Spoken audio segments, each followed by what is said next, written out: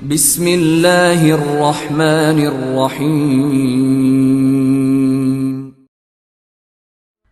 سامعین سے گزارش کی جاتی ہے کہ ہمارے دونوں چینلز کے پلیٹ فارم سے جتنی بھی آڈیو بکس کی ریکارڈنگ کمپلیٹ ہو چکی ہے اسے خود بھی سنیں اور زیادہ سے زیادہ شیئر کرنے کی کوشش کریں، اور ہمارے سوشل میڈیا پلیٹ فارم کے لنکس ڈسکرپشن میں دیے گئے ہیں، ہمیں سبسکرائب اور فالو ضرور کریں تاکہ آپ کو ضروری اپڈیٹس ملتے رہیں، اور ہماری ٹیم کی فنانشیل سپورٹ کے لیے پیٹریون کی لنک ضرور چیک کریں۔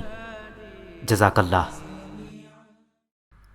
صدیوں کا مسافر، وقت کی کہانی، صدیوں کے مسافر کی زبانی، ازل سے ابد تک زندہ رہنے والے ایک انوکھے دیداور کی داستان۔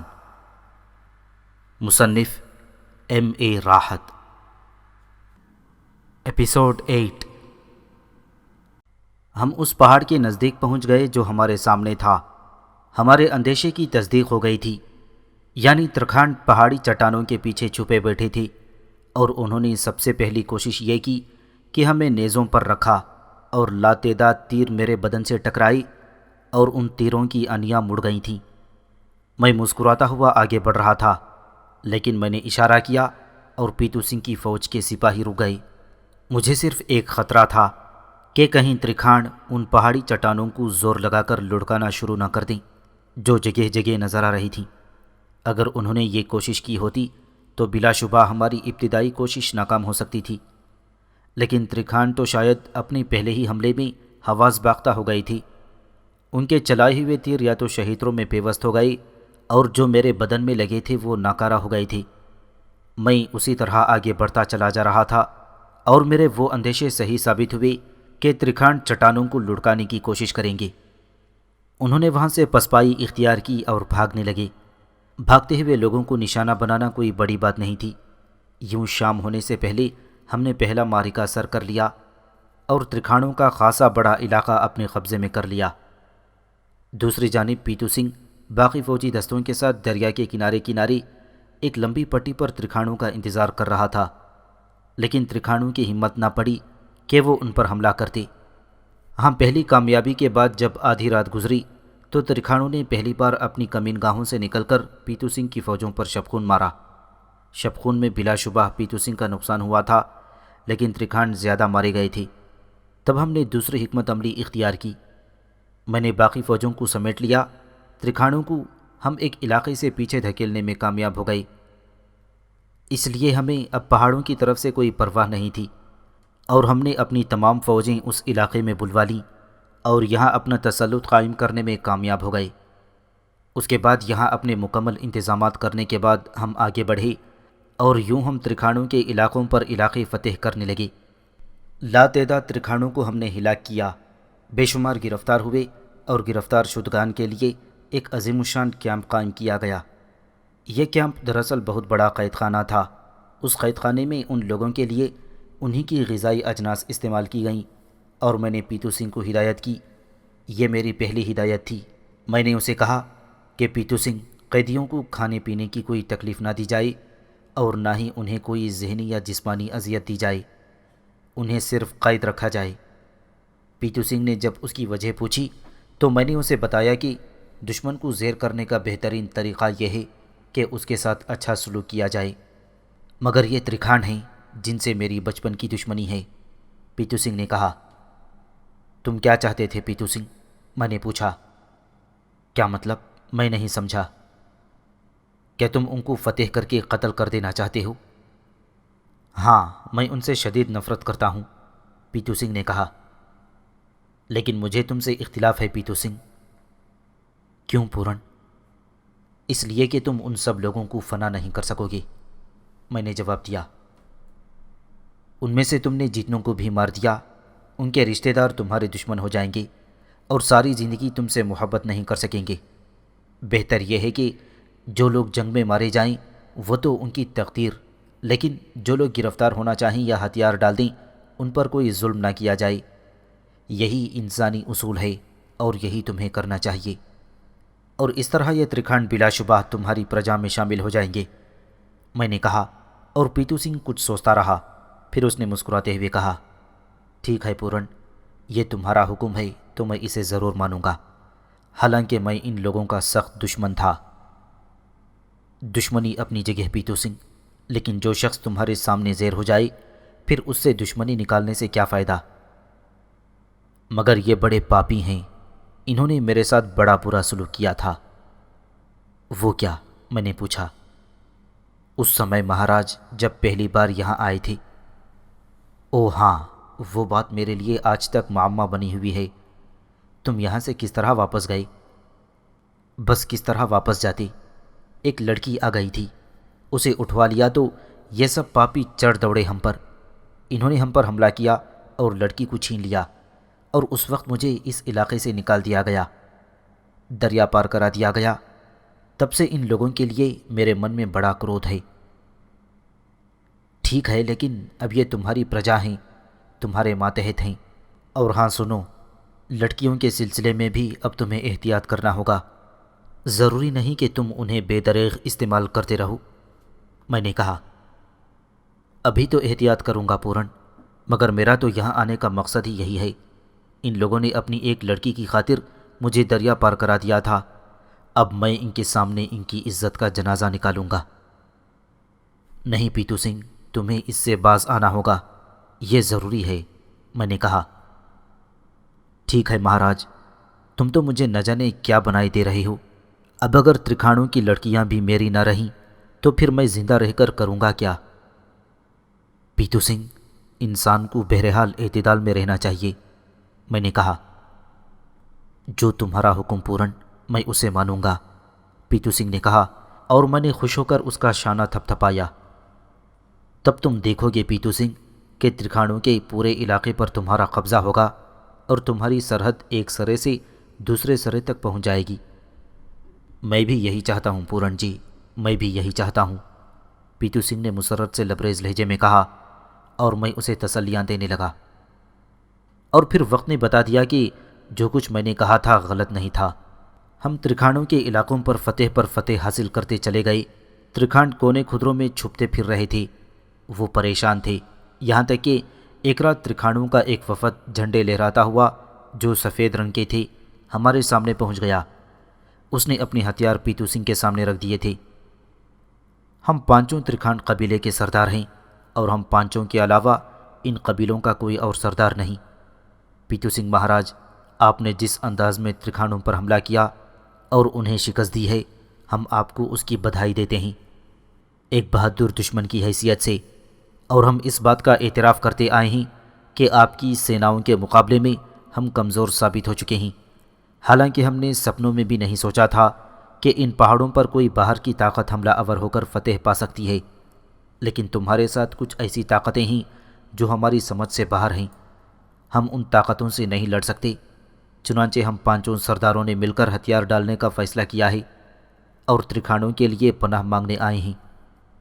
کسی نے میری طرف دیکھا اور میں نے مسکرا کر گردن ہلا دی۔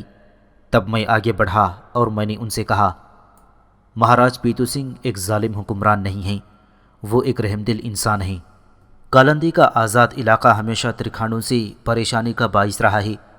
آپ لوگوں نے کالندی سے خراج وصول کیا ہے، اور اگر کوئی طاقتور راجا کسی کو خراج دے تو یہ اس کا سب سے بڑا اپمان ہوتا ہے۔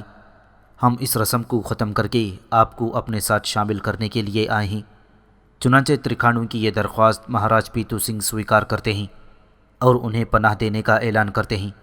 اگر آئندہ ترکھانوں نے کوئی سازش کی، کوئی چال، کوئی بغاوت کی، تو پھر ان کے لیے اس زمین پر، اس سنسار میں کوئی پناہ نہیں ہوگی۔ کیا اس بات کو آپ تمام سردار قبول کرتے ہیں؟ دل و جان سے مہاراج، ہمیں جان کی امان چاہیے، ہم کالندی کے وفاداروں کی حیثیت سے باقی جیون گزاریں گے۔ تو پھر سنو ترکھانڈ سرداروں، تمہاری سرداری بحال رہے گی، ترکھانڈ علاقہ آزاد رہے گا، تم لوگ اپنی زمینوں پر کاشت کرو گے، اور اس سلسلے میں ریاست کالندی کے نمائندے تمہاری مدد کریں گے۔ یہاں سے جو پیداوار ہوگی اس کے 4 حصے ہوں گے، جس میں ایک حصہ کالندی کو خراج کے طور پر بھیجا جائے گا، اور باقی 3 حصے تمہارے اوپر ہی خرچ کیے جائیں گے۔ تم اپنے طور پر جتنی بھی پیداوار بڑھاؤ وہ تمہارا اپنا کام ہے، تم جتنی محنت کرو گے اس میں تمہارا ہی فائدہ ہوگا۔ اس کے علاوہ دوسری ریاست کی سرحد کی نگرانی تمہیں کرنا ہوگی، اور اگر تم نے کبھی دوسری ریاست سے مل کر بغاوت کرنے کی کوشش کی تو اس کا حق ہمیں ہے کہ ہم اس بغاوت کو کس طرح ختم کریں گے۔ تمہیں اس بات کے لیے ایک معاہدے پر دستخط کرنا ہوں گے۔ ہم تیار ہیں مہاراج، ترکھانوں کے سرداروں نے کہا، اور ترکھانڈ علاقے میں قتل و غارت گری اور لوٹ مار بند کر دی گئی۔ راجہ پیتو سنگھ کو مکمل فتح حاصل ہوئی تھی۔ اس کے بعد پیتو سنگھ تقریباً 1 ماہ تک وہاں رکا۔ اس دوران میرے مشوروں سے وہ ترکھانڈ کے علاقوں میں اپنا اقتدار مضبوط کرتا رہا۔ اب وہ میری ہر بات آنکھیں بند کر کے مان لیتا تھا۔ پھر جب چند قابل اعتماد لوگوں کو عہدے دے کر ترکھانڈوں پر مقرر کر دیا گیا اور تمام ضروری امور طے کرنے کے بعد ہم نے واپسی کی ٹھانی، چنانچہ فتح و کامرانی کو جلو میں لیے ہوئے ہم ترکھانڈ علاقے سے واپس چل پڑے۔ وہ پل اب بھی موجود تھا جو میری کاوشوں سے بنا ہوا تھا۔ پل عبور کرتے ہوئے پیتو سنگھ نے مسکراتے ہوئے کہا، اگر میں تمہیں کالندی میں چھوڑ آتا مہاراج، تو میں نہیں کہہ سکتا کہ ترکھانڈوں کے علاقے سے میری واپسی کس طرح ہوتی۔ میری ان کامیابیوں میں تمہارا بہت بڑا ہاتھ ہے۔ ہاں، لیکن بعض امور میں تم آج بھی مجھ سے اختلاف رکھتے ہو پیتو سنگھ، میں نے سنجیدگی سے کہا۔ میں نہیں مہاراج، یہ کیسے ممکن ہو سکتا ہے؟ میں اب مہاراج پورنڈ کی کوئی بات نہ مانوں۔ کس بات سے آپ نے محسوس کیا ہے کہ میں آپ کی کسی بات سے اختلاف رکھتا ہوں؟ پیتو سنگھ نے تعجب سے پوچھا۔ پیتو سنگھ، ترکھانڈ علاقے ہمارے قبضے میں آ چکے ہیں، اور اس کے علاوہ بھی ظاہر ہے کہ ایک طویل عمر پڑی ہے، اور ہم صرف کالندی میں بیٹھ کر حکومت نہیں کریں گے، بلکہ فوجوں کو چاق و چوبند رکھنے کے لیے ضروری ہے کہ ہم حرکت کرتے رہیں اور کالندی کو وسعت دیتے رہیں۔ اتنا بڑا ملک بنا دو گے، اتنے سارے لوگوں کو اپنا غلام بنا لو گے، لیکن کیا تم نے کبھی یہ سوچا ہے کہ یہ سب تم کس لیے کر رہے ہو؟ آخر تمہارا نام لیوا کون ہوگا؟ کہنا کیا چاہتے ہو مہاراج؟ پیتو سنگھ کسی قدر سنجیدہ ہو گیا تھا۔ یہی پیتو سنگھ کہ کالندی کا حکمران تمہارے بعد کون ہوگا؟ کالندی کا وہ شخص جو راجہ بننے کے قابل ہوگا، پیتو سنگھ نے جواب دیا۔ نہیں پیتو سنگھ، تمہارے پتا نے یہ بات نہیں سوچی تھی۔ سوچی تو میں نے بھی نہیں تھی پورنڈ مہاراج، پر کسی کی ہٹ نے یہ بات دل میں ڈالی ہے۔ نہیں پیتو سنگھ، ازل سے یہ تصور انسان کے دل میں رہا ہے۔ تصور کو کیوں جھٹلا رہے ہو؟ کیا تم نہیں چاہتے کہ کوئی بچہ تمہیں باپ کہہ کر پکارے؟ اس کی وجہ آپ جانتے ہیں مہاراج، ایک عورت کا قول مجھے مرتے دم تک یاد رہے گا۔ میں روپ کلی سے شکست نہیں کھا سکتا۔ مہاراج پورنڈ، آپ وشواس کریں کہ اس نے جس لمحے یہ بات کہی تھی اس میں بڑی نفرت تھی، اور اس نفرت کا زہر میری رگ رگ میں بس گیا ہے مہاراج، اور یہی وجہ ہے کہ میں نے آج تک کسی اور عورت سے شادی بھی نہیں کی۔ مجھے ڈر ہے مہاراج کہ کہیں روپ کلی کا قول پورا نہ ہو جائے۔ میں نہیں چاہتا کہ کسی بھی رانی کے پیٹ میں پیدا ہونے والا بچہ میری پگڑی اچھالے، اور یہ بات میرے من میں اس طرح جم گئی ہے کہ اب نکالے نہیں نکلتی۔ مگر پیتو سنگھ، عورت کے قول کا کیا اعتبار؟ وہ کمزور ہوتی ہے، اور کمزور انسان ہر وہ بات کہہ دیتا ہے جو اس کے منہ میں آتی ہے، جبکہ وہ خود بھی جانتا ہے کہ وہ اس پر عمل پیرا ہونے کی ہمت نہیں رکھتا۔ تم دیکھ چکے ہو کہ اتنا عرصہ ہو جانے کے باوجود وہ تمہارا کچھ نہیں بگاڑ سکی، اور بگاڑے گی بھی نہیں۔ میرا خیال ہے اب اسے معاف کر دو۔ مہاراج، پیتو سنگھ نے تڑپ کر کہا، مہاراج، آپ سنسار کا کوئی بھی کام مجھ سے کہہ لیں، بھگوان کی سوگند جیون بھر انکار نہیں کروں گا، لیکن میں بھی آپ کو بھگوان کی سوگند دیتا ہوں کہ آپ مجھے اس بات کے لیے دوبارہ مجبور نہ کریں۔ میں آپ کی یہ بات مرنے کے بعد بھی نہیں مان سکتا۔ پیتو سنگھ نے مضبوط لہجے میں کہا، اور میں نے خاموشی سے گردن ہلا دی۔ تمہاری مرضی پیتو سنگھ، میں نے تو ان تمام فتوحات کو دیکھتے ہوئے یہ بات کی تھی۔ اگر تم نہیں چاہتے تو ٹھیک ہے، آئندہ میں تمہیں مجبور نہیں کروں گا۔ بات آئی گئی ہو گئی، لیکن میں نے اندازہ کر لیا تھا کہ پیتو سنگھ ان لوگوں میں سے نہیں ہے جو خاموشی سے کوئی بات مان لیتے ہیں، اور اب میں وہ کرنے کے لیے مجبور ہو گیا تھا جو خود میں نے سوچا تھا۔ اس کے سوا کوئی چارہ کار نہیں تھا۔ چنانچہ ہم سفر کرتے رہے، اور جب میں اس مقام پر پہنچا جہاں سے مجھے اپنے کام کا آغاز کرنا تھا، تو میں نے اپنا گھوڑا پیتو سنگھ کے گھوڑے کے بالکل برابر کر لیا، اور میں نے نہایت چالاکی سے پیتو سنگھ کے گھوڑے کی کمر میں خنجر کی نوک چبھو دی۔ گھوڑا بے اختیار اچھلا، اور پھر اس نے ایک لمبی چھلانگ لگا دی۔ کوئی نہیں سمجھ سکا کہ گھوڑا اچانک کیوں بگڑ گیا ہے، لیکن زخمی گھوڑے کو روکنا آسان کام نہیں تھا۔ گو میں نے اپنا گھوڑا پیتو سنگھ کے گھوڑے کے پیچھے لگا دیا تھا، لیکن میرا گھوڑا بھی اس رفتار سے نہیں دوڑ رہا تھا جس رفتار سے پیتو سنگھ کا گھوڑا دوڑ رہا تھا۔ پیتو سنگھ کی فوجیں اتنی پیچھے رہ گئی تھیں کہ اب آسانی سے ان کا ہم تک پہنچنا مشکل تھا۔ دفتن ایک بلند جگہ پیتو سنگھ کے گھوڑے کو ٹھوکر لگی اور وہ سنبھل نہ سکا، لیکن پیتو سنگھ بری طرح گرا تھا اور پھر وہ اس بلند ٹیلے سے نیچے لڑکنے لگا۔ یہ صورتحال میرے پروگرام میں نہیں تھی۔ مجھے خطرہ ہوا کہ کہیں پیتو سنگھ مر ہی نہ جائے، چنانچہ میں نے اپنے گھوڑے کو چھوڑا اور خود اس ٹیلے پر دوڑنے لگا۔ پیتو سنگھ درمیان میں ہی رک گیا تھا، لیکن وہ بری طرح زخمی ہو گیا تھا۔ اس کے سر میں بھی چوٹ آئی تھی اور بدن تو کئی جگہ سے سخت زخمی ہو گیا تھا۔ میں نے اسے جلدی سے اٹھا کر اپنے گھوڑے پر ڈالا اور پھر سمت بدل لی، لیکن اس کے ساتھ میں پریشان بھی تھا۔ پھر ایک آبشار کے کنارے جا کر میں نے پیتو سنگھ کے زخم صاف کیے، اس کا لباس پھاڑ کر ان زخموں کو کسا۔ پیتو سنگھ بے ہوش تھا، لیکن اس کی حالت تشویشناک نہیں تھی۔ میں نے اطمینان سے اسے گھوڑے پر ڈالا اور سمت بدل کر چل پڑا۔ یہ طویل راستہ میں نے اس لیے اختیار کیا تھا کہ کہیں پیتو سنگھ کی فوجیں اسے تلاش کرتی ہوئی یہاں تک نہ پہنچ جائیں۔ پیتو سنگھ کو گھوڑے پر ڈالے ڈالے میں نے کافی طویل سفر کیا تھا، لیکن وہ اس دوران ہوش میں نہیں آیا۔ یوں بھی اس کے بدن سے کافی خون بہہ گیا تھا۔ کالندے میں بالآخر میں اس محل میں پہنچ گیا جہاں روپ کلی کو قید کیا گیا تھا۔ محل کے باہر پہرے دار لڑکیوں نے میرا راستہ روکا تو میں نے پیتو سنگھ کو سامنے کرتے ہوئے کہا، بے وقوفو، دیکھ نہیں رہی مہاراج پیتو سنگھ زخمی ہیں، ہٹو، مجھے اندر جانے دو۔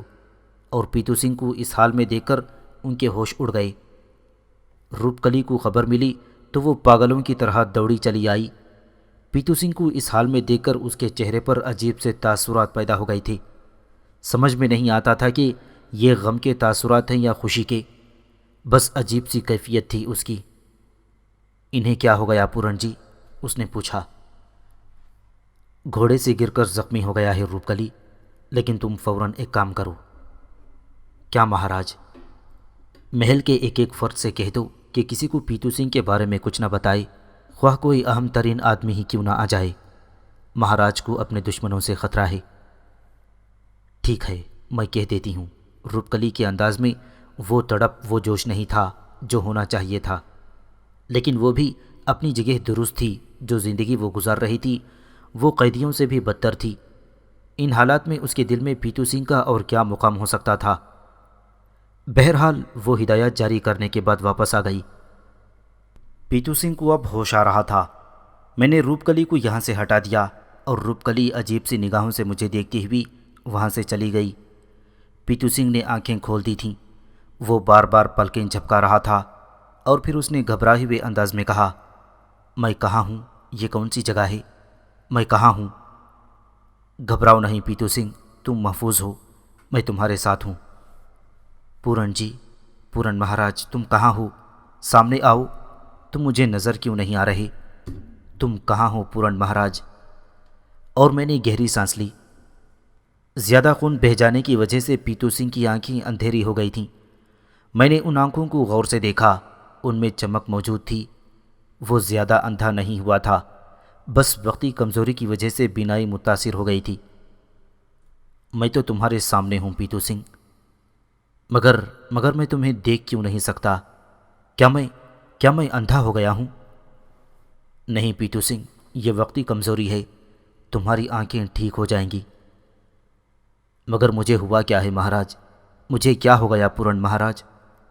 پیتو سنگھ رندھی ہوئی آواز میں بولا، آپ کا گھوڑا بدک گیا تھا اور آپ اس پر سے گر پڑے تھے۔ کیا میں محل میں ہوں؟ کیا آپ مجھے محل لائے ہیں؟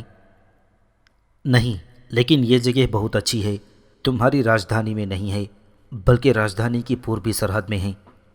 یہ گھر ایک شریف اور رحمدل عورت کا ہے جو نہایت ضعیف ہے۔ اس کی ایک نوجوان بیٹی دن رات تمہاری تیمارداری کرتی ہے۔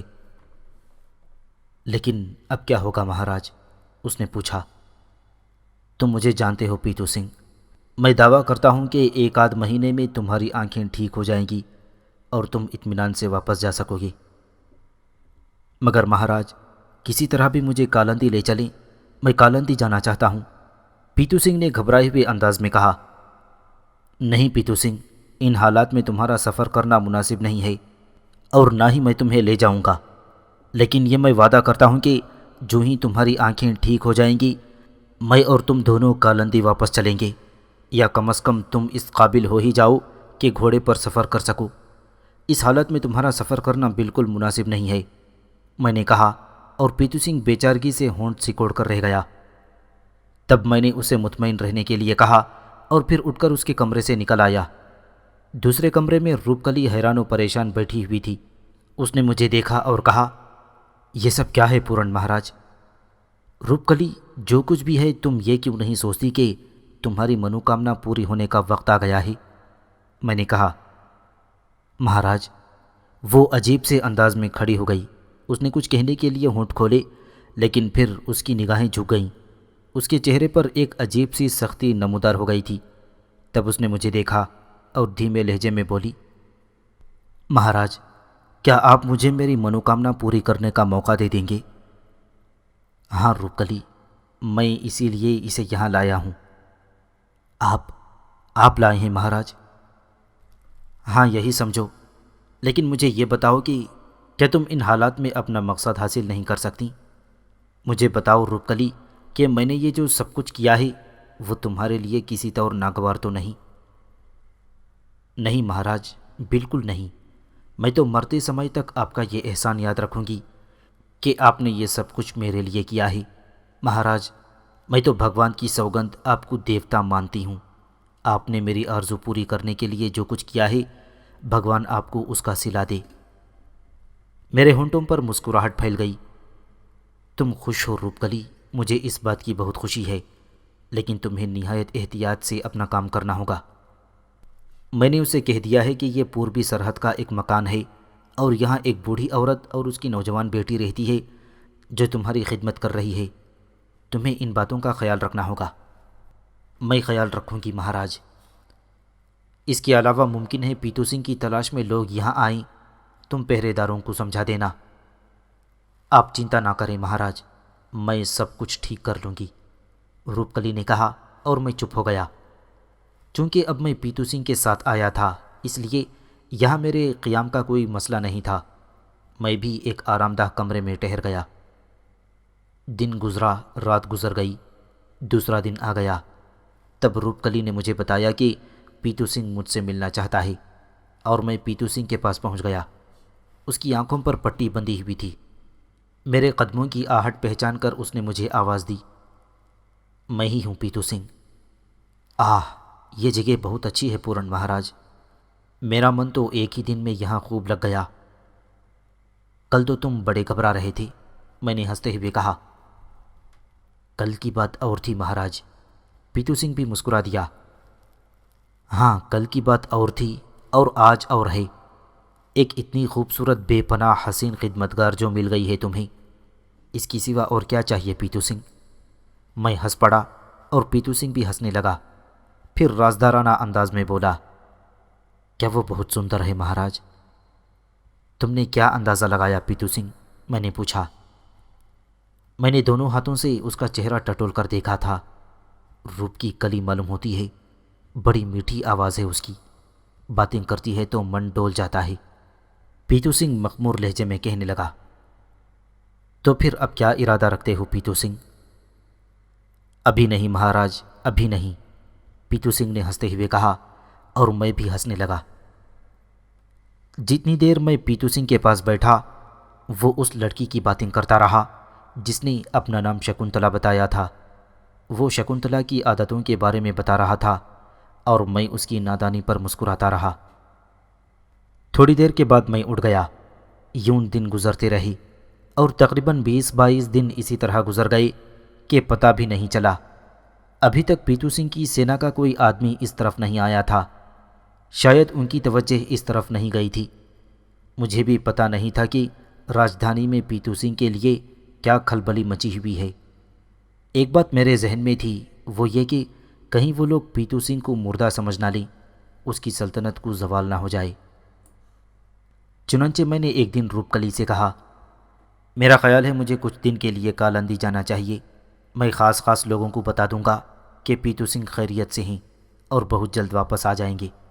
میرا جانا اس لیے بھی ضروری ہے روپ کلی کہ کہیں پیتو سنگھ کی غیر موجودگی میں کوئی فتنہ نہ برپا ہو جائے۔ ٹھیک ہے مہاراج، آپ چلے جائیں اور یہاں کے بارے میں بالکل چنتا نہ کریں، روپ کلی نے جواب دیا۔ چنانچہ میں کالندی کی طرف چل پڑا اور سفر کرتا ہوا وہاں پہنچ گیا۔ بے شک وہاں کے حالات بہت خراب تھے۔ راجا کے نہ ہونے سے ارکان حکومت سخت پریشان تھے۔ میں نے انہیں تسلی دی اور بتایا کہ مہاراج پیتو سنگھ خیریت سے ہیں اور بہت جلد واپس آ جائیں گے۔ میرے اس بیان کا اعلان کر دیا گیا۔ بے شمار سوالات لوگوں نے مجھ سے کیے، لیکن میں نے ٹال دیا۔ البتہ ان کے لیے میں نے پیتو سنگھ کی ہدایت پہنچا دی، گو یہ میری اختراع تھی، لیکن اس طرح میں الجھے ہوئے حالات سنبھالنے میں کامیاب ہو گیا، اور پھر اس طرف سے اطمینان کرنے کے بعد میں واپس روپ کلی کے محل پہنچ گیا۔ پیتو سنگھ مہاراج اب صحت یاب ہو گئے تھے، لیکن آنکھوں کی پٹی میرے بغیر کیسے کھل سکتی تھی؟ میں نے انہیں راجدھانی کے حالات سنائی اور وہ چونک پڑے۔ تم مجھے بتائے بغیر یہاں سے چلے گئے تھے پورن مہاراج، لیکن یہ کام تم نے بہت اچھا کیا۔ میں تمہارے یہ احسانات کبھی نہیں بھول سکوں گا۔ تمہارا اب کیا ارادہ ہے پیتو سنگھ، چلو گے نہیں؟ میں نے پوچھا۔ میری پٹی کب کھلے گی مہاراج؟ اور ہاں، میں شکنتلا کو بھی اپنے ساتھ لے جاؤں گا۔ بس میں اسے رانی بناؤں گا، چاہے کچھ بھی ہو جائے، میں اسے رانی بنا لوں گا۔ میں نے اسے وچن دیا ہے مہاراج۔ اور میں نے مسکراتے ہوئے گردن ہلا دی۔ میں نے پوری طرح اندازہ لگایا کہ وہ دونوں ایک دوسرے سے انتہائی قریب ہو چکے ہیں۔ تب ایک دن میں نے روپ کلی سے یہ بات کی اور اس نے ہمیں جانے کی اجازت دے دی۔ یہاں سے نکلنے کے لیے ایک منصوبہ بنایا گیا تھا، اور پھر ایک دن اس منصوبے پر عمل کر لیا گیا۔ اس کمرے کے قرب و جوار میں خوب ہنگامہ برپا کیا گیا جہاں پیتو سنگھ قیام پذیر تھا، اور میں نے نہایت بدحواس لہجے میں پیتو سنگھ کو بتایا کہ عمارت پر خوفناک حملہ ہوا ہے، شکنتلا اور اس کی ماں کو ہلاک کر دیا گیا ہے، اور اب لوگ ہمیں تلاش کرتے پھر رہے ہیں، اس لیے ہمیں یہاں سے جلد ہی نکلنا ہوگا۔ شکنتلا کی موت پر پیتو سنگھ اداس اور افسردہ ہو گیا تھا، لیکن پھر ہم جیسے تیسے وہاں سے جلدی نکلنے میں کامیاب ہو گئے۔ کالندی کے محل میں پیتو سنگھ کی آمد سے کھلبلی مچ گئی۔ لوگوں کے دلوں میں جو اندیشے سر ابھار رہے تھے وہ ختم ہو گئے تھے۔ پوری راجدھانی کے وید اور حکیم اس کی تیمارداری کے لیے جمع ہو گئے اور اس کی دیکھ بھال میں مصروف ہو گئے، اور پھر دوسرے دن اس کی آنکھوں کی پٹی کھول دی گئی۔ پیتو سنگھ نے سب کو دیکھا اور اس کے ہونٹوں پر مسکراہٹ پھیل گئی۔ کیا آپ کو ٹھیک نظر آ رہا ہے مہاراج؟ دھڑکتے دلوں سے لوگوں نے پوچھا۔ ہاں، میں ٹھیک ہوں، پیتو سنگھ نے اضمحلال سے جواب دیا۔ دوسرے لوگ گو اس اضمحلال کی وجہ نہیں جانتے تھے، لیکن میں اس سے پوری طرح واقف تھا۔ میں جانتا تھا کہ اس کے ذہن پر شکنتلا کی موت چھائی ہوئی ہے۔ بہرحال پیتو سنگھ کی واپسی کی خوشیاں منائی جانے لگیں، اور یہ ایسی عام باتیں تھیں جن سے مجھے کوئی دلچسپی نہیں تھی۔ میں اپنے طور پر مصروف رہا۔ اپنے بارے میں کوئی فیصلہ نہیں کر پایا تھا کہ کیا کروں گا۔ یہاں کے ماحول سے مجھے کوئی اکتاہٹ نہیں تھی۔ میری زندگی کا تو ایک یکساں انداز تھا پروفیسر، سو جہاں بھی گزارتا۔ میرا خیال تھا کہ پیتو سنگھ چند روز یا زیادہ سے زیادہ چند ہفتوں میں شکنتلا کو بھول جائے گا، لیکن پیتو سنگھ کی فطرت میں بڑی تبدیلی آ گئی تھی۔ اس واقعے کو اب تقریباً 7 ماہ گزر چکے تھے، لیکن پیتو سنگھ درست نہیں ہوا تھا۔ راج پاٹ کے کام میں وہ دلچسپی لیتا تھا، لیکن پہلے جیسی شوخی اور دلچسپی نہیں تھی۔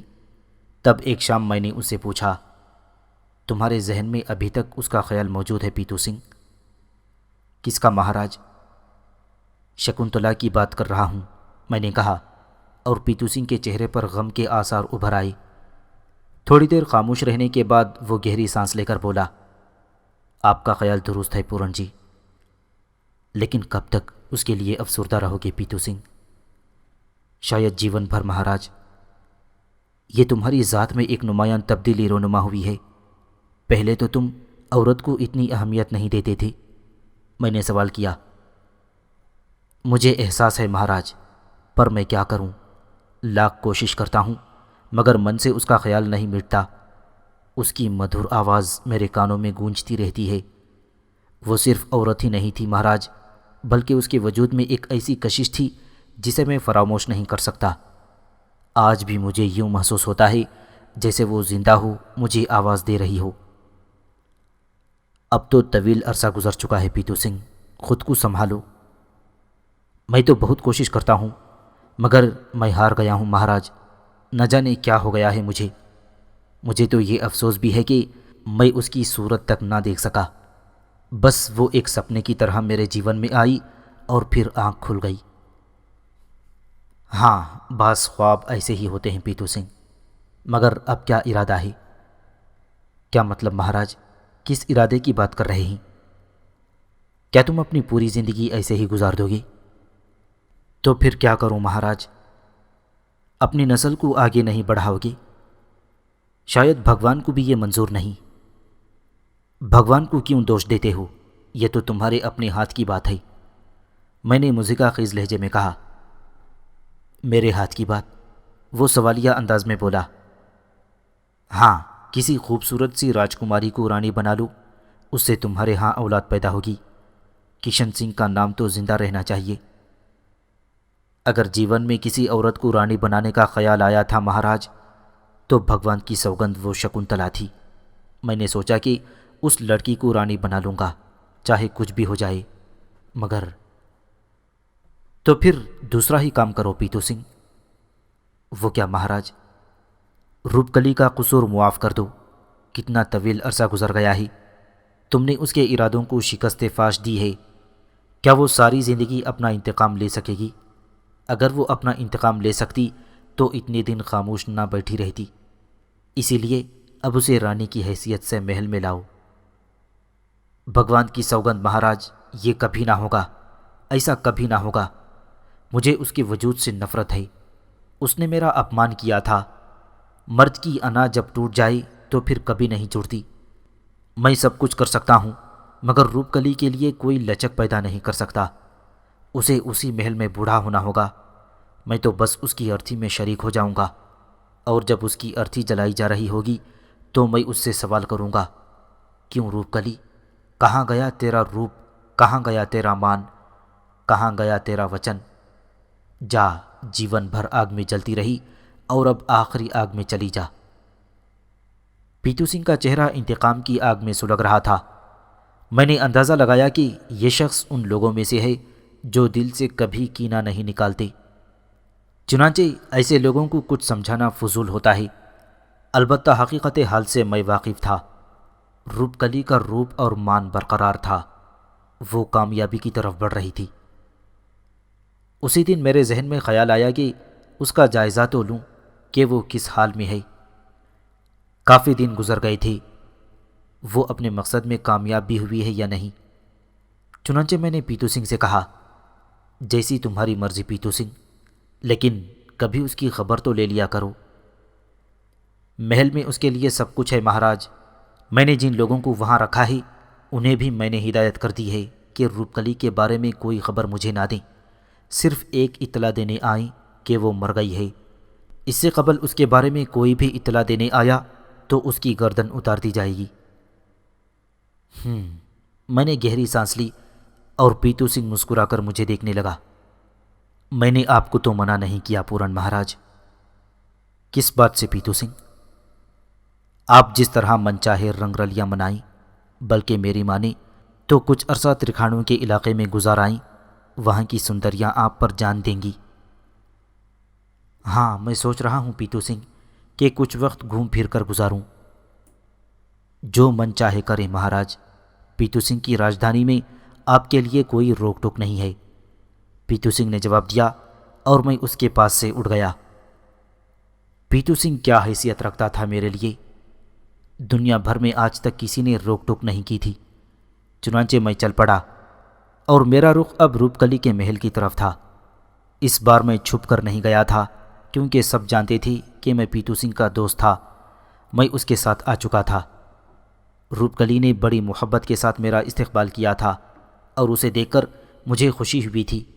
اس کا پھولا ہوا پیٹ اس کے مشن کی کامیابی کی اطلاع دے رہا تھا۔ مجھے دیکھ کر وہ بہت شرمائی، لیکن میں نے اسے تسلیاں دیں۔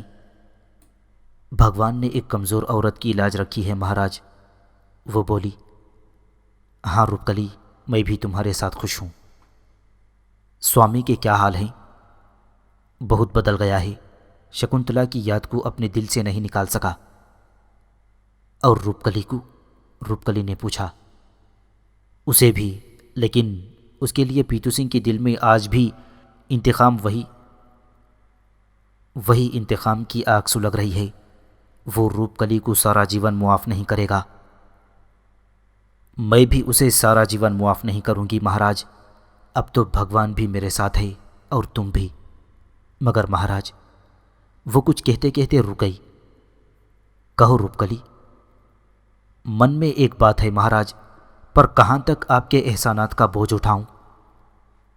कहो रूपकली, मैं तुम्हारे लिए सब कुछ करने को तैयार हूं। भगवान ने चाहा तो मेरे यहाँ बेटा ही पैदा होगा महाराज।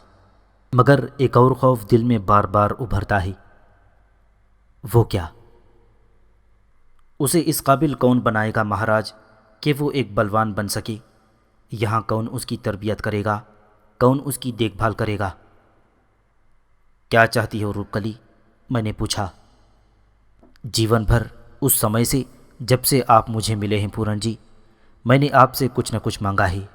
कुछ भी नहीं दिया आपको, और अब तो जीवन में देने के लिए कुछ है ही नहीं, और मांगने को बहुत कुछ है। सो मांगूंगी तो मना कर देंगे तो बुरा नहीं मानूंगी। क्या आप मेरी ये सहायता भी करेंगे? क्या आप मेरे बेटे को बलवान बनाने में मेरी मदद नहीं करेंगे? मैंने पहले तुम्हें किस बात को मना किया है रूपकली? ठीक है, ये फ़र्ज़ भी मैं अंजाम दूंगा, लेकिन इस समय मेरा तुम्हारे साथ रहना मुनासिब नहीं होगा। तुम्हारा बेटा जब 4 साल का हो जाएगा तब मैं तुम्हारे पास आऊँगा। वचन दे महाराज, संसार में मेरा कोई नहीं है। भगवान आकाश पर है और धरती पर आप हैं। मुझे वचन दें कि आप ज़रूर आएंगे।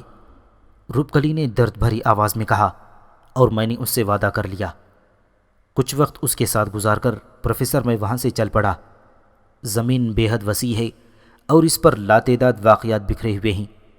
हर ज़र्रे की अपनी एक कहानी होती है, और सिलसिला रोज़ो शब यूं ही जारी है और जारी रहेगा। मैं त्रिखाणु के इलाके में गया और फिर वहाँ से मैंने चतुर्भोग की सरहद पार की और पीतू सिंह की हुदूद से निकल गया। वहाँ वालों ने मुझे अनोखे नाम दिए और मैं वहाँ तवील वक्त उनके साथ गुजारा। वहाँ की कहानियाँ अपना अलग रंग रखती हैं, और अगर मैं उन्हें इस दास्तान में शामिल करूँ तो ये सिलसिला तवील से तवील तर हो जाएगा। इस तरह इंसानों के हिसाब से 4 या 4.5 साल मैंने दूसरी जगहों पर गुजारे। रूपकली से किया हुआ वादा मुझे याद था। चुनांचे मैंने जब हिसाब लगाया और सितारों ने मुझे मेरा कौल याद दिलाया तो मैं वापस पीतू सिंह की ज़मीन पर पहुंच गया। त्रिखाणु के इलाके में पीतू सिंह के ख़िलाफ़ बगावत सर उभार रही थी, लेकिन ना मुझे पीतू सिंह से हमदर्दी थी और ना त्रिखाणु से। और जब मैंने अपने लिए दूसरे मिशन का इंतखाब कर लिया था तो फिर मैं किसी नए काम में उलझना नहीं चाहता था। चुनांचे मैंने दूसरी सिमतों से आंखें बंद कर लीं और मेरा घोड़ा बर्क़ रफ्तारी से उस महल की तरफ दौड़ने लगा जहां रूपकली मौजूद थी।